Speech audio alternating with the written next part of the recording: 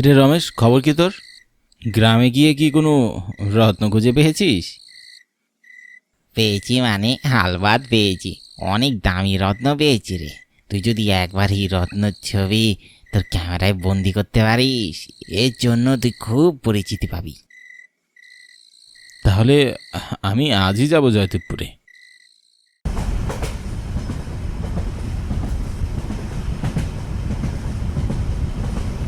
Train চলছে, সারা রাত চলবে। জয়দেবপুরে পৌঁছাতে পৌঁছাতে সকাল হয়ে যাবে। তাই ভাবলাম এখন একটু ঘুমিয়ে নেই, কারণ কাল থেকে কাজে লেগে পড়তে হবে। বিশ্রাম করার তেমন একটা সুযোগও পাবো না।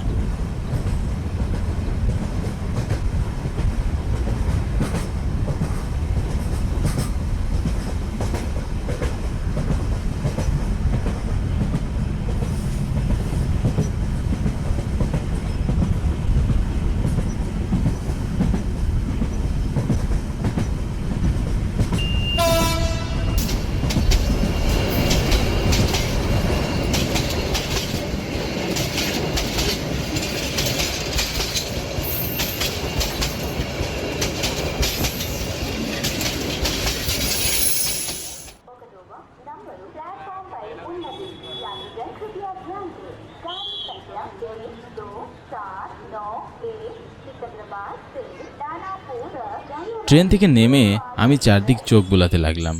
রমেশ কি এসেছে? হয়তো এখনও ঘুমোচ্ছেই।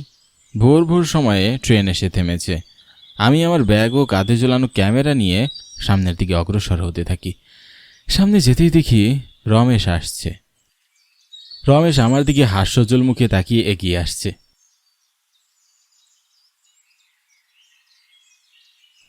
তাহলে এলি তুই? আমি তো ভাবছি ঘুমোচ্ছিস। না রে, সকালে অনেক বেলা অবধি ঘুমানোর নজির নেই এখানে। গ্রামে রাতের বেলা তাড়াতাড়ি শুয়ে পড়তে হয়, আবার খুব ভোরে উঠতে হয়। বাহ, বেশ, তাহলে চল বাড়ির দিকে যাওয়া যাক।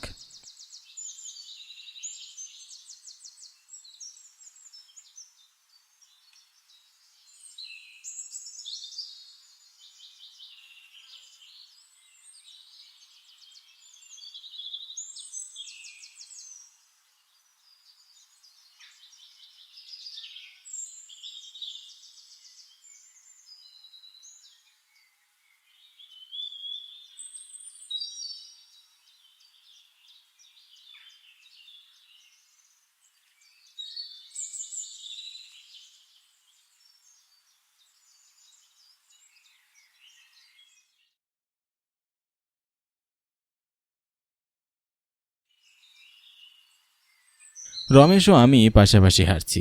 গ্রামের কাঁচা রাস্তা, হাঁটার অনুভূতি অন্যরকম। তার উপর ভোরবেলা, চারিদিক অত্যন্ত সুন্দর দেখায়। গ্রামে যে এর আগে আসা হয়নি এমনটা না, এসেছি, তবে জয়দেবপুরে এবারই প্রথম। আমার নাম সমরেশ ঘোষ। জয়দেবপুরে আমার বন্ধু রমেশের বাড়ি। তবে বন্ধুর গ্রাম ঘুরতে আসাই আমার উদ্দেশ্য নয়। এসেছি এই গ্রামের জমিদার বাড়ি ঘুরতে। আমি একজন ফটোগ্রাফার। রমেশের মুখে শুনেছি এই গ্রামে বহু প্রাচীন একটা জমিদার বাড়ি আছে। এটা শুনেই রাতেই রওনা হয়ে যাই। ভাবছি এই জমিদার বাড়ির ছবি দিয়েই একটা প্রতিবেদন লিখব। মূলত জয়দেবপুরে আসার উদ্দেশ্য এটাই।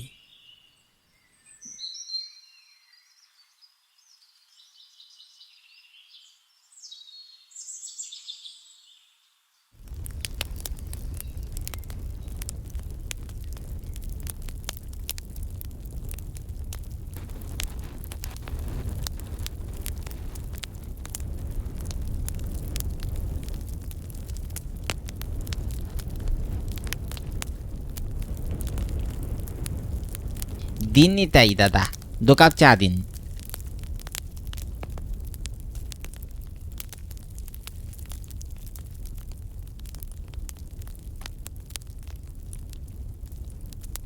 তোমার শহরের বন্ধু নাকি? হয় হয়, আজকাই আইসে। কাঁধে ওইটা কি ক্যামেরা নাকি? হয়। তাহলে আমার আর চায়ের দোকানের একটা ছবি তুলে দিয়ে টাকাও দেয়নি। নিতাই চায়ের দোকানের কথা শুনে রমেশ আমার দিকে তাকায়। আমি হাসতে হাসতে আমার ক্যামেরাটা বের করে নিতাই দোকানের একটা ছবি তুলে দিই।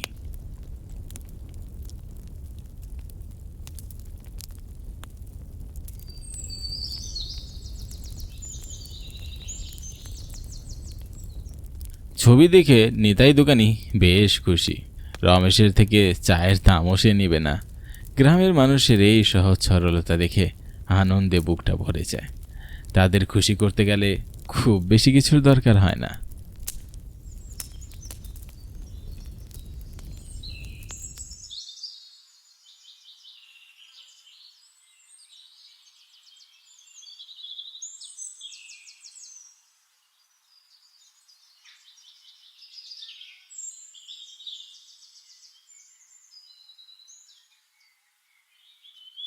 চা খেয়ে আমি আর রমেশ জমিদার বাড়িতে আসি।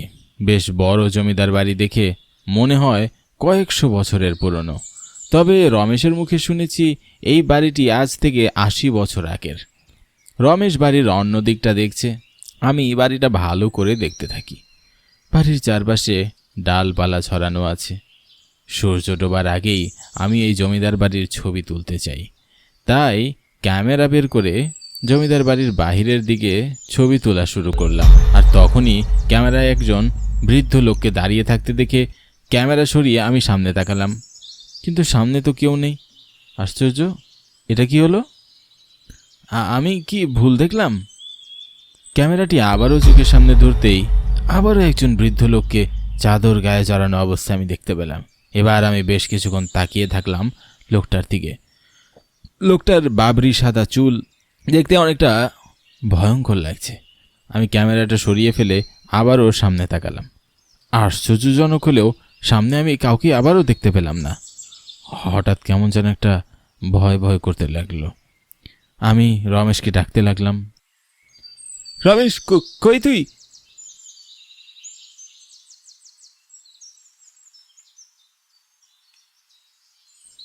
এই ছিলাম এখানে। কেন? ফল গাছে ফল ধরেছে কিনা দেখছিলাম। এখনই এখানে কেউ একজন ছিল? কি বলছিস কি? আমি তো কাউকে দেখতে পাইনি। আমিও খালি চোখে দেখতে পাইনি, মানে? ক্যামেরা ধরে রেখেছিলাম, সেখানেই দেখতে পেয়েছি। কই দেখি তো। রমেশ আমার হাত থেকে ক্যামেরাটা নিয়ে দেখতে থাকে, কিন্তু সে নাকি কাউকেই দেখেনি। আমি নিজেও হতভম্ব হয়ে ভুল কিনা সঠিক দ্বিধাদ্বন্দ্বে ভুগছি। ভয় যে অনেক পাচ্ছি তা রমেশকে টের পেতে দিলাম না। চল জমিদার বাড়ির ভিতরে যাই, তারপর না হয় তুই ছবি তুলবি। ভিতরে অবশ্য তেমন কিছু নেই। জমিদার বাড়ির ভিতরে যেতে আমার কেমন যেন একটা ভয় ভয় করছে। মনে হচ্ছে যাওয়াটা খুব একটা ভালো হবে না। আমরা দুজনে ভিতরে যাব ঠিকই, সেই মুহূর্তে একজন বয়স্ক লোক হঠাৎ জমিদার বাড়ির ভিতর থেকে বেরিয়ে এলো। আর লোকটাকে দেখে আমি চমকে উঠলাম। এই তো সেই লোক যাকে ক্যামেরার মধ্যে আমি দেখেছিলাম।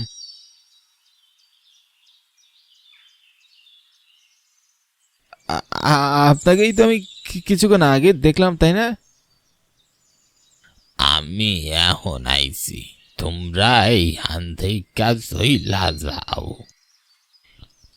আমার বন্ধু শহর থেকে এসেছে জমিদার বাড়ি কিছু ছবি তুলতে।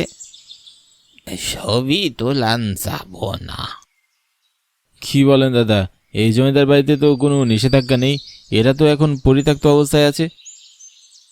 কেডা কইছে? এই জমিদার বাড়ি মোহন মজুমদারের। ইতিহাস জানলে এইখানে তোরা আইতি না।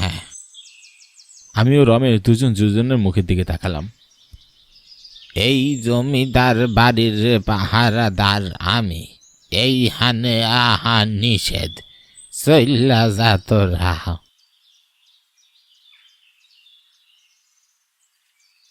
আমি ও রমেশ জমিদার বাড়ির ভিতরে থেকে চলে আসলাম।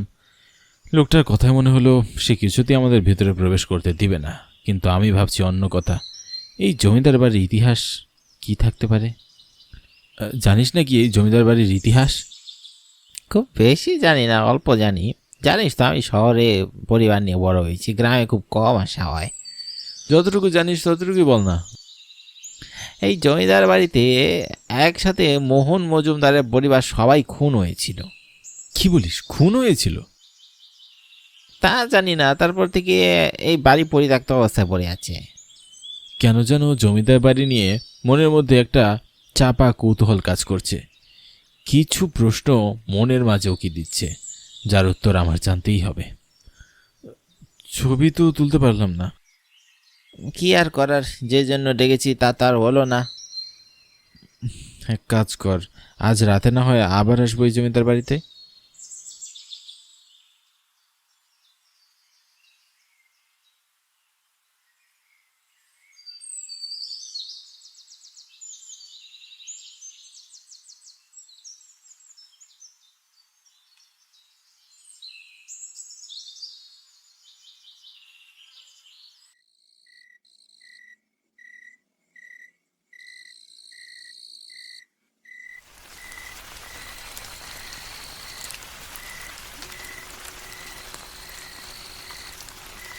এই যাবি না? এ, ও তুই ডাকছিস? জমিদার বাড়ি যাবি না নাকি? কিন্তু বাইরে তো বৃষ্টি পড়ছে, কাল যাব। দিনে কি করে যাবো? ওই পাহারাদার থাকবে তো। তাছাড়া এতটুকু বৃষ্টিতে কিছুই হবে না, চল।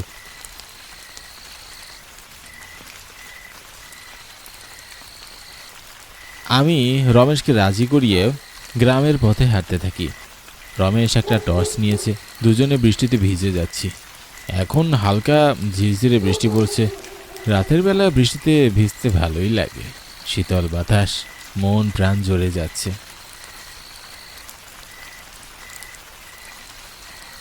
অন্যরকম একটা শান্তি লাগছে। কোলা ব্যাঙও ডেকে চলেছে।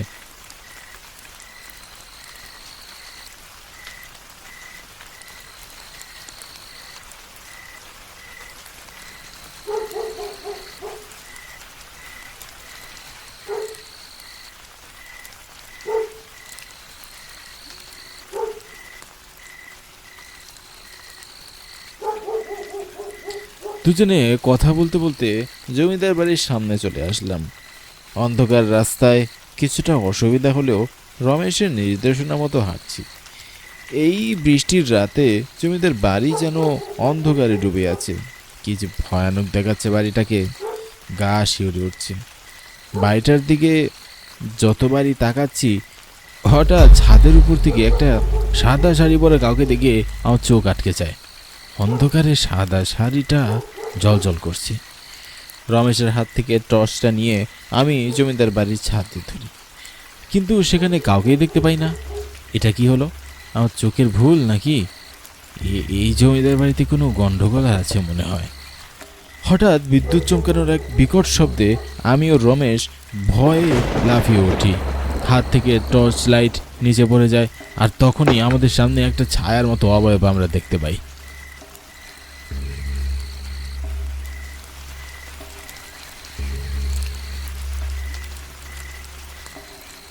ছায়াটা কাছে আসতেই দেখতে পাই বিকেলে সেই পাহারাদার, যিনি আমাদের এই জমিদার বাড়িতে ঢুকতে নিষেধ করেছিলেন।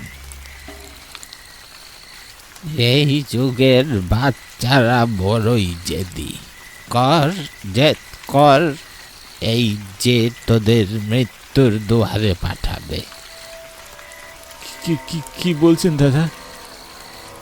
ওনারা রাইগা আছেন, ছাড়ব না তোদের দুইটারে, এবারেই মাইরা ফালবো।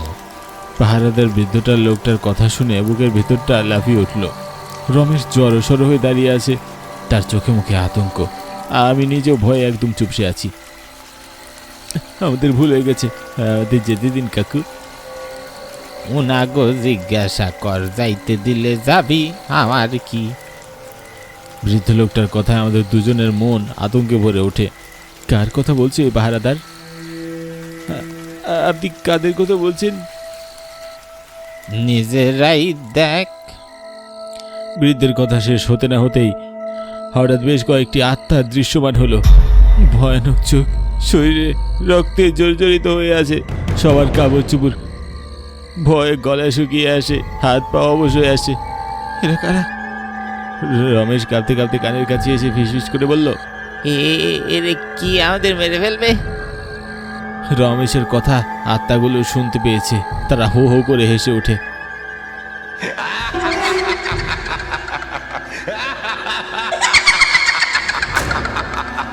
তাদের হাসির শব্দে বুকের ভিতরে হাতুড়ি পিটানোর মতো শব্দ হয়। সাদা শাড়ি পরা একটা মেয়েও আছে, তার চোখগুলো রক্তাক্ত লাল। সব থেকে বয়স্ক লোকটি পাহারাদারদের উদ্দেশ্য করে বলল, এই পোলাটা তো ক্যামেরাম্যান। তোমার আজ থেকে 80 বছর আগে পাইলে তোমার ক্যামেরায় আমাকে খুনের ছবিটা তুলতে পারতাম। বৃদ্ধের কথা শুনে আমার শরীর হিম হয়ে আসে। কোন রকম নিজেকে সামলে লাগলে বললাম, মানে? আর বইল না, জমিদার হইয়াও শেষ রক্ষা হইল না আমার। প্রজারা আমারই মাইরা ফেলল। তাদের ধারণা আমার বাড়িতে রাশি রাশি সোনা দানা মোহর আছে। তাই তো পরিবারের সবাই সেদিন রান্দা দিয়া জবাই কইরা মারছে। তোমরাও গুপ্তধনের উদ্দেশ্যে এইছো এই বাড়িতে? না না দাদু, আমরা গুপ্তধনের উদ্দেশ্যে আসিনি। আমরা এসেছি এই জমিদার বাড়ির ছবি তুলতে। চেহারা দেখে মনে হয় তো ভালো বলা। বাইসা থাকলে আমার নাতনি লাবণ্য মজুমদারের লগে তোমার বিয়া দিতাম। প্রেতাত্মার কথা শুনে আমি সাদা শাড়ি পরা মেয়েটির দিকে তাকাই। মেয়েটি আমার দিকে ঘোর ধরা চোখে তাকিয়ে আছে, কিন্তু আমি ভয়ে চোখ সরিয়ে ফেলি। প্রেতাত্মা বলতে থাকে, আমি জমিদার মোহন মজুমদার। আমরা মৃত্যুর পর এই জমিদার বাড়িতেই থাকি। কারো ক্ষতি সহজে করি না। যদি কেউ গুপ্তধনের লোভে জমিদার বাড়িতে আসে, তাইলে আমরা তারে মাইরা ফেলি। জানোই তো, লোভে পাপ আর পাপে মৃত্যু। আমরা লোভ করিনি। হ্যাঁ, আমাদের যেতে দিন। জমিদার মোহন মজুমদার বৃদ্ধ পাহারাদের দিকে তাকায়। নিতাই, পোলাডারে বাড়ির দিয়া হয়। ঠিক আছে বাবু।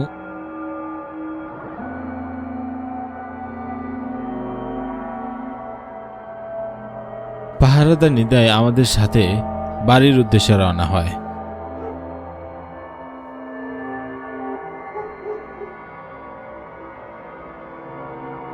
সারা পথ আমরা নিঃশব্দে এসেছিলাম।